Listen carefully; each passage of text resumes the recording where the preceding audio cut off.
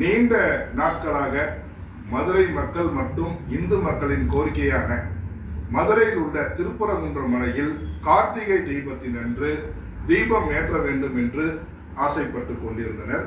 சில காரணங்களால் பல ஆண்டுகளாக தீபங்கள் ஏற்றாத நிலை இருந்தது.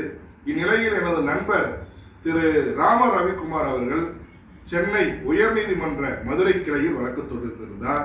இந்த வழக்கை ஏற்றுக்கொண்ட நீதியரசர் முறையாக வந்து அந்த மலையை சுற்றி பார்த்து எந்தவித பிரச்சனையும் இல்லை என்று சொல்லி கார்த்திகை தீபத்தன்று மேலே தீபம் ஏற்றலாம் என்று உத்தரவிட்டிருந்தார். இது இந்து முன்னேற்ற கழகம் வரவேற்கிறது. ஆனால் திருப்பரங்குன்றத்துடைய கோவில் நிர்வாகம் தீபம் ஏற்றக்கூடாது என்று மேல்முறையீடு செய்துள்ளது. இது இந்து முன்னேற்ற கழகம் வன்மையாக கண்டிக்கிறது. அதாவது ஒரு இந்துக்களுக்கு பாதுகாக்குவதற்காகவும் இந்து கோயிலை பாதுகாப்பதற்காகவும் தான் இந்து அறநிலைத்துறையும் இந்து கோயிலும் நிர்வகிக்கப்பட்டிருக்கே தவிர இந்த கோவில் நிர்வாகம் தீபம் ஏற்றக்கூடாது என்ற மேல்முறையீடு செய்ததை வன்மையாக கண்டிக்கிறோம்.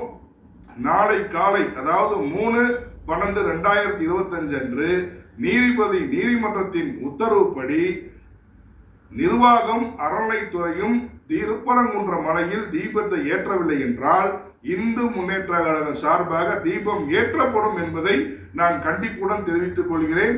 இந்துக்கள் நாடு இந்த இந்து நாடு என்பதை தயவு செய்து மறந்துவிடக் கூடாது. இதை பார்த்து இந்த அநீதிகளை யாரும் இந்துக்கள் பொறுக்க மாட்டார்கள் என்று தெரிவித்துக் கொள்கிறேன். நன்றி.